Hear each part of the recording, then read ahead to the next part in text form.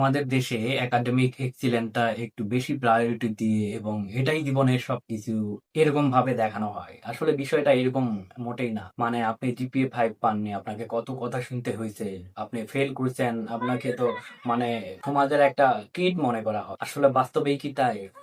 আমাদের সমাজের ডিজাইনটা এমন ভাবে করা হয়েছে যে আপনি একটা ভালো জায়গাতে পৌঁছাতে গেলে, একটা ভালো জব খুঁজতে গেলে যদি বলি, তাহলে আপনাকে একই সাথে ভালো রেজাল্ট থাকতে হবে, মানে সার্টিফিকেট থাকতে হবে, এন্ড দেন এরপরে আপনার মামা চাচা থাকতে হবে, এরপরে শুধু এটাই শেষ না, আপনার কিছু এটাও লাগবে। এগুলো আসলে একটা মানুষকে রিয়েল লাইফ সাকসেসে পৌঁছায় না। আপনাকে এক্সাম্পল, পৃথিবীতে এরকম অনেক সাকসেসফুল মানুষ আছে যারা ইউনিভার্সিটি ড্রপ আউট, যারা even school drop out millionaire হয়। তার ক্লাসের ফার্স্ট বয় তার কোম্পানিতে তার আন্ডারে কাজ করে, এরকম এক্সাম্পল হাজার হাজার লাখ লাখ। তো একাডেমিক এক্সিলেন্ট বা একাডেমিক পড়াশোনা আপনার ভালো নয়, আপনার রেজাল্ট ভালো নয় জন্য আপনি লাইফে কিছু করতে পারবেন না, এটা আপনার সমাজ আপনাকে বোঝায়, আপনার রাষ্ট্র, ইভেন আমাদের বাংলাদেশ বা আপনার পরিবার।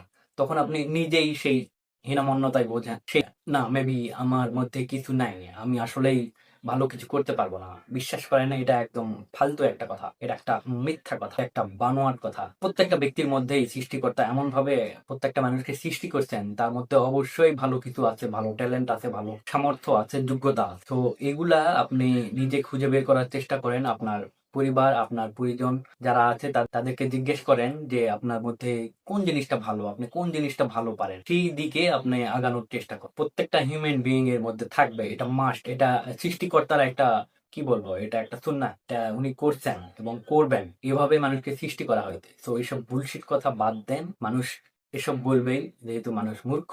একাডেমিক এক্সিলেন্ট যাই হোক না কেন, আপনি আনস্টপেবল, আপনি পারবেন, আপনি সেটা খুঁজে বের করেন এবং সেটা ধরার এবং করার চেষ্টা